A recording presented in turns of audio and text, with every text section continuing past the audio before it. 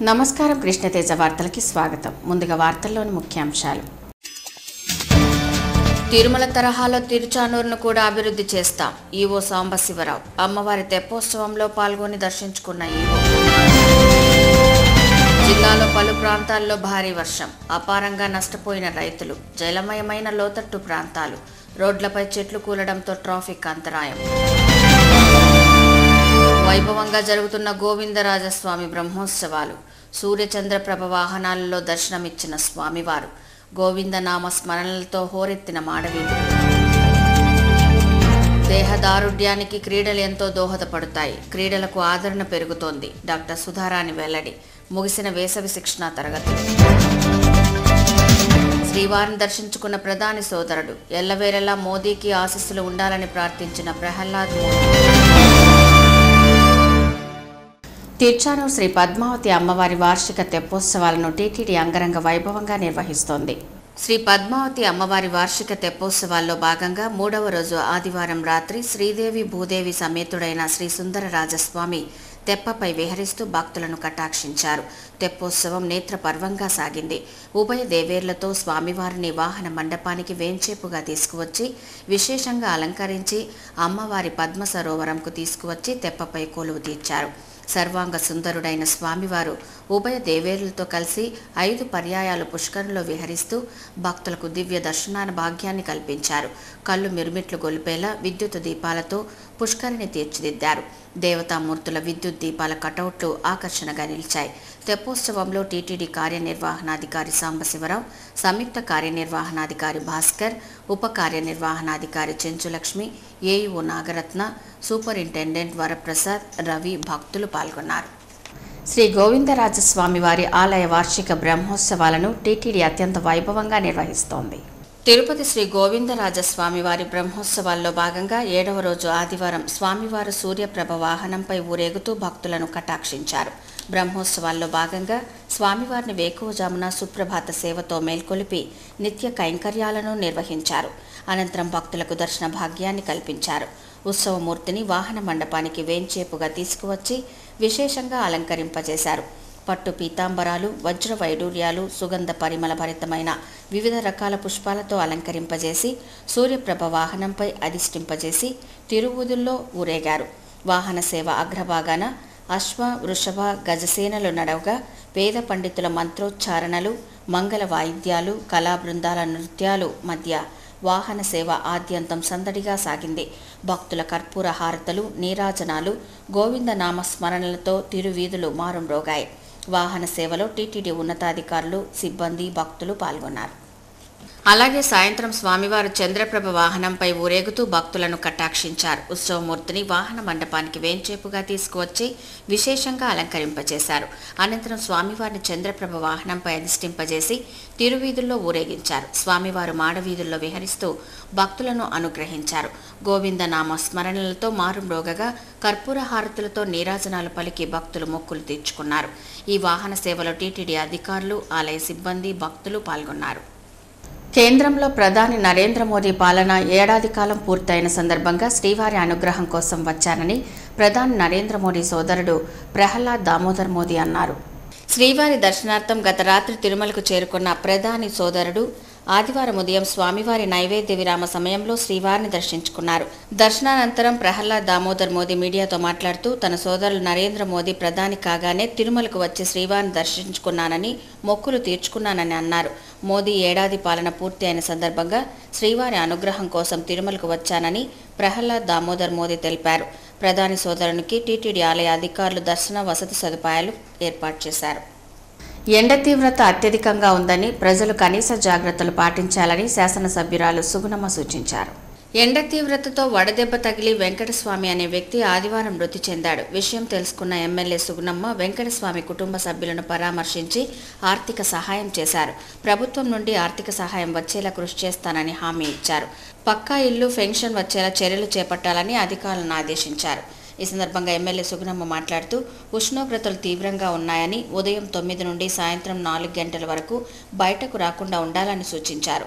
పిల్లలు, వృద్ధులు వేసవితో ఆసుపత్రి పాలవుతున్నారని ఆవేదన వ్యక్తం చేశారు. అత్యవసర పరిస్థితుల్లో బయటకు వెళ్లాల్సి ఉంటే కనీస జాగ్రత్తలు పాటించాలని పేర్కొన్నారు. గొడుగు, టోపీతో బయటకు వెళ్లాలని, చల్లని పానీయాలు ఎక్కువగా తీసుకోవాలని సూచించారు. మృతుని కుటుంబ సభ్యుల్ని పరామర్శించిన వారిలో టీడీపీ నాయకులు మునిశేఖర్, సురేంద్ర నాయుడు తదితరులు పాల్గొన్నారు. నేటి యువత, విద్యార్థులు చదువుతో పాటు ఆటల్లో రాణించాలంటే తగిన ప్రోత్సాహకరం అవసరమని, అప్పుడు జాతీయ స్థాయిలో క్రీడల్లో రాణించి పేరు ప్రఖ్యాతులు సంపాదించగలరని తెలుగుదేశం పార్టీ వైద్య ఆరోగ్య విభాగం జిల్లా అధ్యక్షురాలు డాక్టర్ రాళ్లపల్లి సుధారాణి తెలిపారు. ప్రెస్ క్లబ్లో ఆదివారం జరిగిన మీడియా సమావేశంలో ఆమె మాట్లాడుతూ, మట్టిలో మాణిక్యాలు ఉన్నట్లు గ్రామీణ ప్రాంతాల్లో ఉన్న క్రీడాకారులను ప్రోత్సహించాల్సిన అవసరం ఎంతైనా ఉందన్నారు. క్రీడల గురించి ప్రపంచానికి తెలియజేయడానికి మీడియా సహకారం కూడా ఎంతో అవసరమన్నారు. రాష్ట్ర స్థాయి టేబుల్ టెన్నిస్ క్రీడా పోటీలను తిరుపతిలో నిర్వహించడం ఎంతో అభినందనీయమన్నారు. అంతేకాకుండా తిరుపతి నగరానికే ఎంతో శుభసూచకమని చెప్పారు. టేబుల్ టెన్నిస్ క్రీడ 1818వ సంవత్సరంలో ప్రారంభమైందని, 1988లో ఒలింపిక్ క్రీడగా గుర్తింపు వచ్చిందని, 2002లో అంతర్జాతీయ క్రీడగా గుర్తింపులోకి వచ్చిందని అన్నారు. అనంతరం చిత్తూరు జిల్లా table tennis association organizing secretary Yoganandababu, tournament director Venkat మాల్పాకర్లు మాట్లాడుతూ, నవ్యాంధ్రప్రదేశ్లో రాష్ట్ర వ్యాప్తంగా టేబుల్ టెన్నిస్ పోటీలను మొట్టమొదటిసారిగా తిరుపతిలో 3 రోజుల పాటు నిర్వహించనున్నట్టు తెలిపారు. శ్రీనివాస స్పోర్ట్స్ కాంప్లెక్స్లో జూన్ 26, 27, 28 తేదీల్లో 3 రోజుల పాటు జరుగుతాయని, రాష్ట్ర వ్యాప్తంగా 150 మంది క్రీడాకారులు రానున్నట్లు పేర్కొన్నారు. వచ్చిన క్రీడాకారులందరికీ బోర్డింగ్, లాడ్జింగ్ ఉచితమని తెలిపారు. జిల్లాలో ఎంతోమంది టేబుల్ టెన్నిస్ క్రీడాకారులు ఉన్నా వారికి ప్రోత్సాహకరం, ఆదరణకు నోచుకోలేదని ఆవేదన వ్యక్తం చేశారు. ఇప్పటికైనా ప్రభుత్వం చొరవ తీసుకుని టేబుల్ టెన్నిస్ క్రీడాకారులను ఆదుకోవాల్సిన అవసరంతో పాటు ప్రోత్సహించాలని కోరారు. కావున రాష్ట్ర స్థాయిలో జరిగే టేబుల్ టెన్నిస్ క్రీడలను ప్రోత్సహించేందుకు మీడియా సహకరించాలని వారు కోరారు. ఈ సమావేశంలో జిల్లా కిరణ్ కుమార్, రాజా, షణ్ముగం పాల్గొన్నారు. తిరుమల తరహాలో తిరుచానూరు అమ్మవారి ఆలయంలోని ఆర్జిత సేవా టికెట్లను బయోమెట్రిక్ విధానం ద్వారా జారీ చేసేందుకు టీటీడీ ప్రణాళికను సిద్ధం చేస్తోంది. జూన్ 1 నుంచి పలు సంస్కరణలను అమ్మవారి ఆలయంలో ప్రవేశపెట్టనున్నారు. తిరుమల శ్రీవారి ఆలయానికి ఎంతటి విశిష్టత ఉందో తిరుచానూరు పద్మావతి అమ్మవారి ఆలయానికి అంతే గుర్తింపు ఉంది. అత్యంత పురాతనమైన చారిత్రాత్మక ఆలయంగా పేరొందిన తిరుచానూరు అలిమేలు మంగమ్మ ఆలయానికి భక్తుల తాకిడి రోజు రోజుకు పెరుగుతోంది. దీన్ని గుర్తించి తిరుచానూరు ఆలయానికి రద్దీతో పాటు ఆదాయం కూడా పెరుగుతోంది. దీన్ని గుర్తించిన టీటీడీ అధికారులు ఆలయ అభివృద్ధి పట్ల మరింత దృష్టి సారించారు. అమ్మవారి ఆలయానికి వచ్చే భక్తులకు మెరుగైన దర్శన సదుపాయాలు కల్పిస్తూ ఆలయ భద్రతా చర్యలను మరింత కట్టుదిట్టం చేస్తున్నారు. ఈ క్రమంలో తిరుచానూరు ఆలయ అభివృద్ధికి టీటీడీ ప్రణాళికను సిద్ధం చేస్తూ కొన్ని సంస్కరణలను చేపట్టింది. జూలై 1 నుంచి అమ్మవారి ఆలయంలో నేరుగా మహాద్వార ప్రవేశాన్ని రద్దు చేసింది. వీఐపీలు తప్ప మిగిలిన ఏ భక్తులైనా, స్థానికులైనా మహాద్వార సమీపంలో కొత్తగా ఏర్పాటు చేసిన క్యూలైన్ ద్వారా లోనికి వెళ్లేలా నిబంధనలను ప్రవేశపెట్టింది. అలాగే అమ్మవారి ఆలయంలో జరిగే కుంకుమార్చన సేవను కేవలం తూతూ మంత్రంగా కాక నియమ నిబంధనలు రూపొందించి దాని ప్రకారం ఒక పవిత్ర వ్రతంలా ఆచరించేలా చర్యలు చేపట్టింది. సోమవారం నుండి 4 గంటల పాటు కుంకుమార్చన సేవ జరిగేలా నూతనంగా చర్యలు చేపట్టింది. అదే కాక భక్తుల సౌకర్యార్థం రద్దీని దృష్టిలో ఉంచుకొని ఆలయం లోపల గల రడ్డూ కౌంటర్ను ఆలయం వెలుపల అలంకరణ మండపం వద్ద ఏర్పాటు చేయాలని టీటీడీ నిర్ణయించింది. అలాగే వాహన మండపాన్ని చిన్నపాటి మరమ్మతులు చేసి సహస్ర దీపాలంకరణ సేవను తిరిగి కొనసాగించాలని నిర్ణయించింది. భక్తుల సౌకర్యార్థం తిరుచానూరు ఆలయంలో మరిన్ని అభివృద్ధి పనులు చేపట్టేలా ప్రణాళికలను టీటీడీ రూపొందించింది. జూన్ నుంచి అమ్మవారి ఆలయంలో సంస్కరణలను టీటీడీ అమలు చేయనుంది. విద్యార్థులు విద్యతో పాటు సేవాభావాన్ని కూడా అలవర్చుకోవాలని టీడీపీ వైద్య ఆరోగ్య విభాగం జిల్లా అధ్యక్షురాలు డాక్టర్ సుధారాణి సూచించారు. ఆదివారం తిరుపతి ఖాదీ కాలనీలోని ఓ ప్రైవేట్ పాఠశాలలో నిర్వహిస్తున్న సమ్మర్ క్యాంప్ జిమ్నాస్టిక్ ముగింపు కార్యక్రమాన్ని నిర్వహించారు. ఈ ముగింపు కార్యక్రమానికి ముఖ్య అతిథులుగా టీడీపీ వైద్య ఆరోగ్య విభాగం జిల్లా అధ్యక్షురాలు డాక్టర్ సుధారాణి, టీటీడీ పాలక మండలి సభ్యులు డాక్టర్ హరిప్రసాద్ హాజరై ప్రసంగించారు. ఈ సందర్భంగా డాక్టర్ సుధారాణి మాట్లాడుతూ శరీర దారుఢ్యానికి, మానసిక ఉల్లాసానికి క్రీడలు ఎంతగానో దోహదపడతాయన్నారు. క్రీడలకు ఆదరణ పెరుగుతోందని, జిమ్నాస్టిక్స్, బాడీ బిల్డింగ్కు అవసరమయ్యే మౌలిక వసతులు ఉన్నాయని తెలిపారు. జిమ్నాస్టిక్ అభివృద్ధికి కృషి చేయాలని కోరారు. విద్యార్థులు విద్యాబుద్ధులతో పాటు సామాజిక సేవా కార్యక్రమాలను చేపట్టాలని సూచించారు. ఈ కార్యక్రమంలో ప్రసన్న కుమార్ రెడ్డి, శ్రీరాములు, శివప్రసాద్, భాస్కర్ రెడ్డి విద్యార్థులు పాల్గొన్నారు.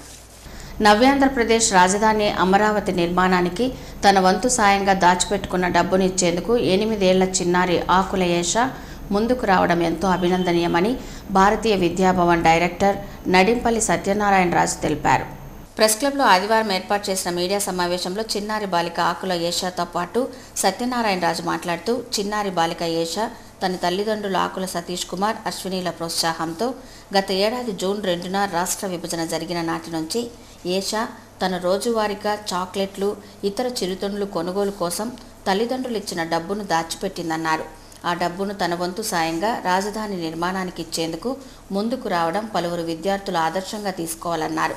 జూన్ 6న అమరావతిలో రాజధాని నిర్మాణానికి జరిగే భూమి పూజ కార్యక్రమంలో సీఎం చంద్రబాబు నాయుడు, కేంద్ర మంత్రి వెంకయ్య నాయుడు సమక్షంలో ఆ బాలిక దాచిపెట్టుకున్న డబ్బును బాలిక తాతగారైన సుబ్రహ్మణ్యం జ్ఞాపకార్థం అందజేయనున్నట్లు పేర్కొన్నారు. అమరావతికి చిన్నారి బాలిక ఏషాతో పాటు స్కేటింగ్లో జాతీయ రికార్డును సాధించిన దేవి శ్రీప్రసాద్ 450 కిలోమీటర్ల పాటు స్కేటింగ్ చేసుకుంటూ వెళ్లనున్నారని తెలిపారు. జూన్ 2వ తేదీన జ్యోతిరావు పూలే విగ్రహం వద్ద నుంచి ఏషా స్కేటింగ్ ప్రారంభమవుతుందని, 6వ తేదీ నాటికి అమరావతి చేరుకోనున్నట్లు తెలిపారు. ప్రతిరోజు ఉదయం 5 గంటల నుంచి 8 గంటల వరకు, సాయంత్రం 4 గంటల నుంచి 7 గంటల వరకు స్కేటింగ్ యాత్ర కొనసాగుతుందని పేర్కొన్నారు. అనంతరం చిన్నారి బాలిక ఏషా మాట్లాడుతూ, కొత్త రాజధాని నిర్మాణానికి తన వంతు సాయంగా అమ్మా నాన్నలు ఇచ్చిన డబ్బును దాచిపెట్టుకున్నానని తెలిపారు. ఆ డబ్బును సీఎం చంద్రబాబు నాయుడుకు ఇవ్వనున్నట్లు తెలిపారు. ఇది తనకు వచ్చిన సొంత ఆలోచనని ఏషా చెప్పారు. ఈ సందర్భంగా పలువురు ఆ బాలికను అభినందించారు. ఈ సమావేశంలో ట్రస్ట్ నిర్వాహకులు శాంతిభూషణ్, ఏఎస్ ప్రసాద్, కొండబాబు, బాలిక తల్లిదండ్రులు ఆకుల సతీష్ కుమార్, అశ్విని పాల్గొన్నారు. తనపై ఉంచిన నమ్మకాన్ని వమ్ము చేయకుండా అందరూ మెచ్చేలా పనిచేస్తానని తిరుపతి శాసనసభ్యురాలు సుగుణమ్మ తెలిపారు. ఆదివారం తిరుపతి జీవకోనలో ఏర్పాటు చేసిన చలివేంద్రం కేంద్రాన్ని ముఖ్య అతిథిగా విచ్చేసిన ఎమ్మెల్యే సుగుణమ్మ ప్రారంభించారు. ఈ సందర్భంగా సుగుణమ్మ మాట్లాడుతూ, తనపై నమ్మకంతో తనను 1,00,000కు పైచిలుకు ఓట్ల మెజారిటీతో గెలిపించినందుకు తిరుపతి ప్రజలకు ఎల్లప్పుడూ రుణపడి ఉంటానని పేర్కొన్నారు. తన భర్త ఆశయ సాధనకు కృషి చేస్తానని హామీ ఇచ్చారు. నిరుపేదలకు ఇళ్ల స్థలాలు, కాలనీలో త్రాగునీటి సమస్య పరిష్కారంకు కృషి చేస్తానని చెప్పారు. చంద్రబాబు పిలుపు మేరకు వేసవి తీవ్రత నుండి ఉపశమనం కలిగించేందుకు చలివేంద్రాలు ఏర్పాటు చేస్తున్నట్లు పేర్కొన్నారు. 166 జీవో ప్రకారం ఇళ్లకు రిజిస్ట్రేషన్లు చేసేలా కృషి చేయాలని స్థానికులు కోరడంతో రెవెన్యూ అధికారులతో మాట్లాడి చర్యలు చేపడతానని ఆమె హామీ ఇచ్చారు. ఈ కార్యక్రమంలో టీడీపీ నాయకులు అన్నా మల్లీశ్వరి, మధుసూదన్ నాయుడు, గుణశేఖర్ నాయుడు, రవి తదితరులు పాల్గొన్నారు.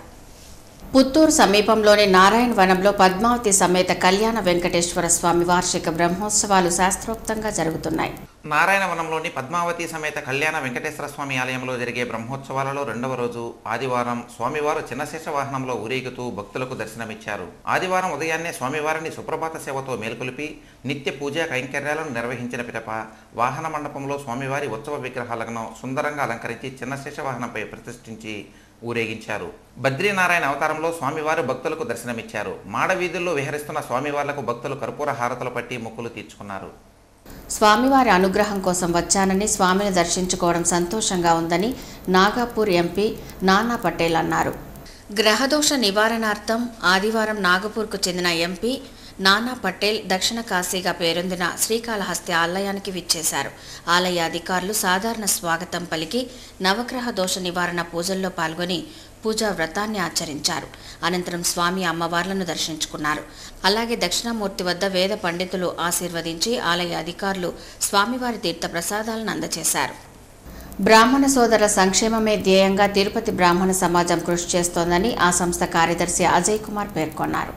ఆదివారం స్థానిక త్యాగరాజ మండపంలో తిరుపతి బ్రాహ్మణ సమాజం ఆధ్వర్యంలో బ్రాహ్మణ చిన్నారులకు సామూహిక ఉపనయన కార్యక్రమాన్ని నిర్వహించారు.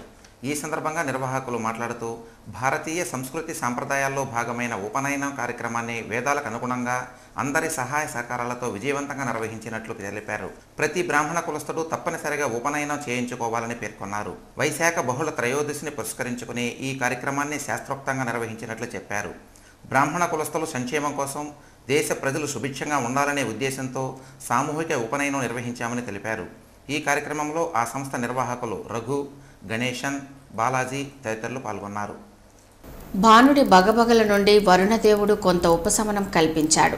తీవ్ర ఉష్ణోగ్రతలతో ప్రజలు అల్లాడిపోతున్న తరుణంలో ఆదివారం కురిసిన భారీ వర్షంతో సేద తీరారు. గత 10 రోజులుగా ఉష్ణోగ్రతలు అధికంగా ఉన్నాయి. రోజు రోజుకు ఎండ తీవ్రత పెరిగిపోతోంది. వేసవి తాపం నుండి అల్లాడిపోతున్న ప్రజానీకానికి ఉపశమనం కలిగించేలా వరుణదేవుడు కరుణించాడు. ఆదివారం మధ్యాహ్నం భారీ వర్షం కురిసింది. ఉరుములు మెరుపులతో కూడిన ఈదురుగాలులు, వడగండ్ల వర్షం కురిసింది. రోడ్లన్నీ జలమయం అయ్యాయి.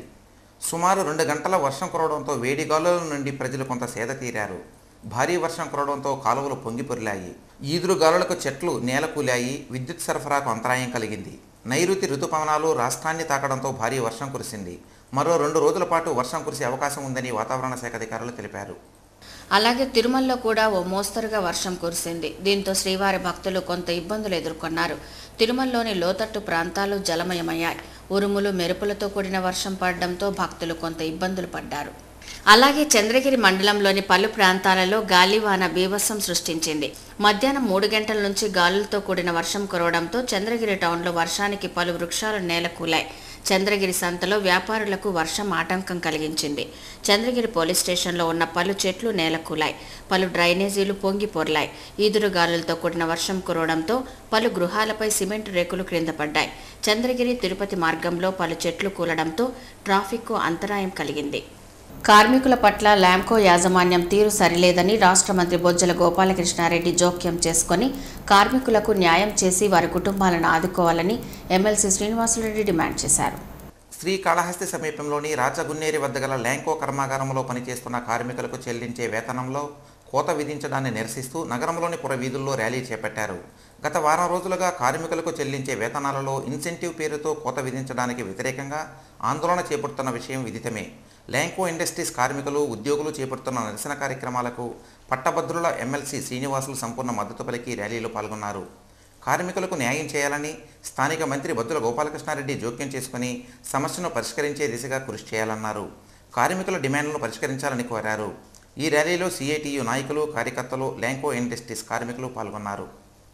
ధనవంతుడు మరింత సంపన్నుడుగా అవుతున్నాడని, పేదవాడు మరింత పేదవాడు అవుతున్నాడని ఏఐటీయూసీ జిల్లా గౌరవ అధ్యక్షులు నాగరాజన్ ఆవేదన వ్యక్తం చేశారు. ఆదివారం చిత్తూరులో ఏఐటీసీ జిల్లా కమిటీ ఆధ్వర్యంలో సమావేశాన్ని నిర్వహించారు. Shri Balaji lorry loading, unloading union సమావేశంలో జిల్లా ఏఐటీసీ నాయకులు మాట్లాడుతూ ధరలను నియంత్రించడంలో కేంద్ర రాష్ట్ర ప్రభుత్వాలు వైఫల్యం చెందాయని ఆరోపించారు. ధరలు ఆకాశాన్ని అంటుతున్నాయని, పేద ప్రజల బ్రతుకులు పాతాళంలో ఉన్నాయని ఆవేదన వ్యక్తం చేశారు. కేంద్ర ప్రభుత్వం కార్పొరేట్ శక్తుల సేవలో తరిస్తోందని, ఏడాది మోదీ పాలనలో ప్రజలకు ఒరిగిందేమీ లేదని, 4 సార్లు పెట్రోల్, డీజిల్ ధరలు పెంచారే తప్ప మరొకటి కాదని విమర్శించారు. ఆగస్టులో జరిగే మహాసభలను విజయవంతం చేయాలని కోరారు. ఈ సమావేశంలో ఏఐటీసీ నాయకులు ఎన్డి రవి, నరసింహులు, చలపతి, మణి తదితరులు పాల్గొన్నారు.